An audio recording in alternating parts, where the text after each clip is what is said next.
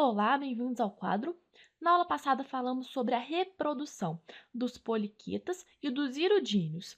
Hoje vamos falar só sobre os oligoquetas, que é a classe das minhocas. Mas como que uma minhoca se reproduz? Bom, vamos ver isso daqui a pouquinho. Antes, eu quero mostrar a anatomia do sistema reprodutor nesses animais. Já representei aqui uma minhoca bem grande e nós vamos ver que elas são hermafroditas, apresentam um aparelho masculino e o feminino. Então, começando, existem aqui receptáculos seminais, que são uma espécie de bolsa. Essas estruturas são muito importantes para receber e armazenar os espermatozoides durante a cópula.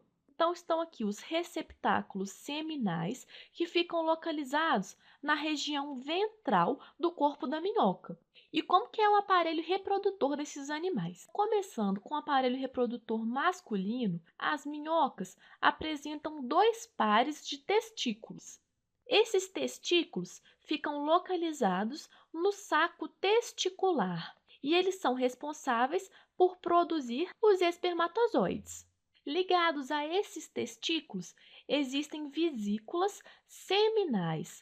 Essas vesículas são responsáveis pela maturação dos espermatozoides. Os espermatozoides que são produzidos pelos testículos migram para as vesículas seminais e lá eles ficam armazenados até ficarem maduros. Aqui ainda existe um ducto espermático. Esse ducto vai ser importante para a passagem dos espermatozoides, que vão chegar até as glândulas prostáticas. Essas glândulas, que são também chamadas de próstatas, são muito importantes porque elas produzem um fluido muito nutritivo, que vai fazer a nutrição dos espermatozoides. Tudo isso, então, pessoal, compõe o aparelho reprodutor masculino. Mas e o feminino? Bom, o aparelho feminino é encontrado aqui no mesmo animal e ele é constituído por um par de ovários que vão produzir o óvulo. E aqui existe também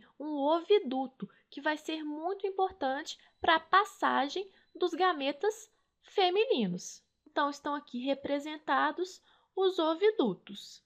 Tudo isso daqui é o aparelho reprodutor feminino. Mas e aí? Como que acontece a reprodução? Nos oligoquetas acontece o processo de fecundação cruzada. Mas como que é isso? Bom, já representei aqui duas minhocas. Durante o processo de reprodução, essas duas minhocas copulam. Elas ficam alinhadas na região ventral do corpo e viradas em sentidos opostos. Reparem aqui, nessa minhoca de cima, a região anterior é essa aqui, próxima da boca, e a região posterior é essa região do ânus. Essa minhoca está posicionada de forma contrária à minhoca aqui de baixo. E esse alinhamento é favorecido pela presença de papilas copulatórias. Essas papilas funcionam como se fossem ventosas, ajudando na fixação desses parceiros. Mas por que isso tudo é importante?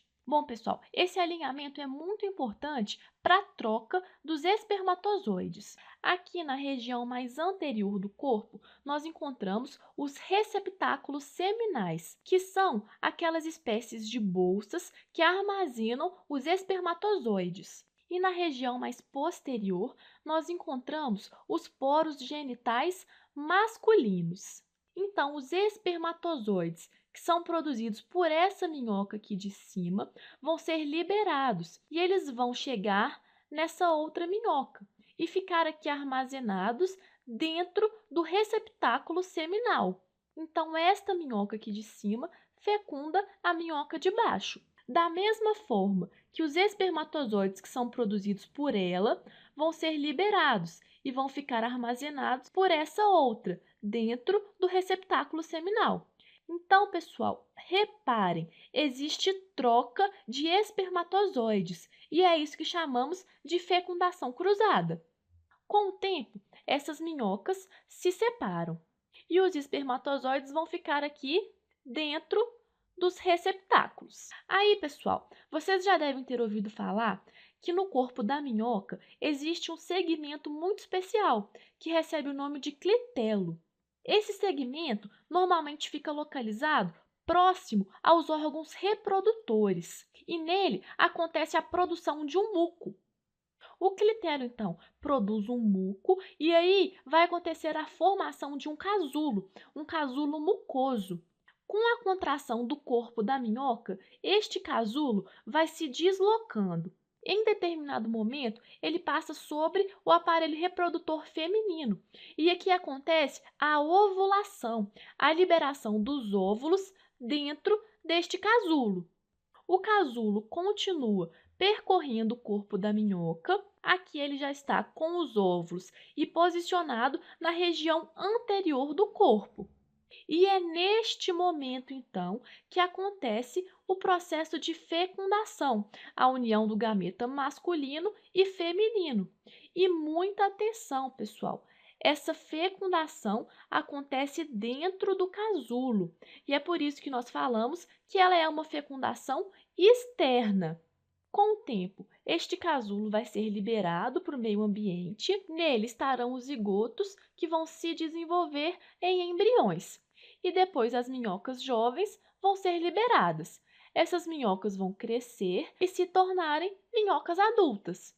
E se não tem larva, nós falamos que esse desenvolvimento é do tipo direto. E aí, pessoal, para terminar, eu quero destacar aqui a importância do casulo. Por que vocês acham que ele é importante?